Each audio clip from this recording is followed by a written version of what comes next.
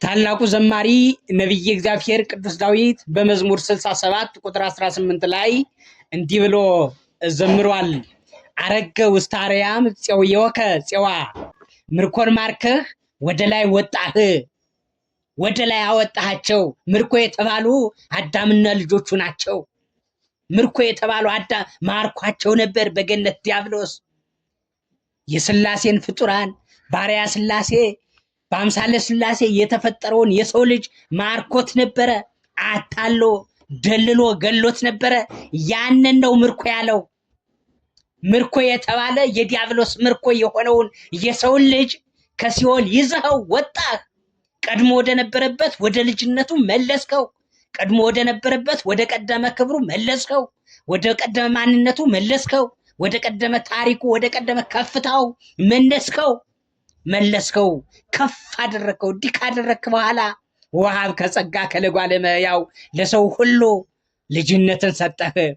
በባርነት የነበረ በግዞት የነበረ ለሰው ልጅ ልጅነት ላልነበረው ክብር ላልነበረው ለሰው ልጅነትን የመንግስት ወራሽ ይሆን ዘንድ መንግስትህን ይወርሰን በስምህ ይጠራ ዘንድ በስምህ ያጌጥና ይዋብ ዘንድ ለሰው ልጅ ልጅነትን ሰጠህ።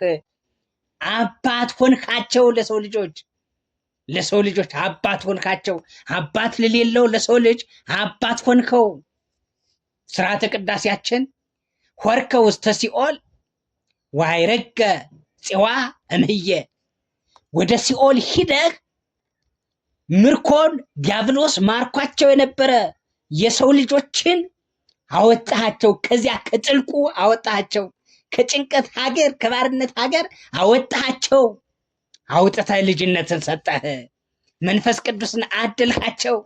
ኃያላን ይሆኑ ዘንድ ጥቡዓን ይሆኑ ዘንድ አሸናፊዎች ይሆኑ ዘንድ ታላቆች ይሆኑ ዘንድ ልጅነትን ሰጣቸው። ልጅ ሁልጊዜ ልጅ ነው። ከባርነት ወጥተናል። እኛ ከባርነት ሀገር ወጥተናል። ከዲያብሎስ አገዛዝ ወጥተናል። ነፃዎች ነን። አሁን የእግዚአብሔር ልጆች ነን። የእግዚአብሔር ልጆች ነን ማለት የእግዚአብሔር ወራሾች ነን ማለት ነው። የመንግስቱ ወራሾች ነን ማለት ነው። ስለዚህ በግብር ልንመስለው ይገባል። ከመ አርአየነ ሕማመ ንዕሪ ክብረ ምስሌሁ ይላል። በመከራ ከመሰል ነው፣ በግብር ከመሰል ነው፣ በክብር ደግሞ እሱን እንመስላለን። በመንግስት ደግሞ እሱን መስለን እንኖራለን።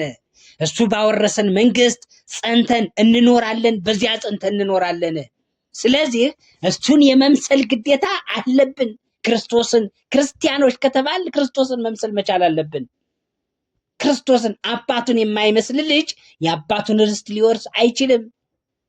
ዋልጌ ልጅ፣ ቀጣፊ ልጅ፣ ለአባቱ የማይታዘዝ ልጅ የአባቱን ርስት ሊወርስ አይችልም። በአባቱ ቤት ሊኖር አይችልም። ስደተኛ ነው የሚሆን።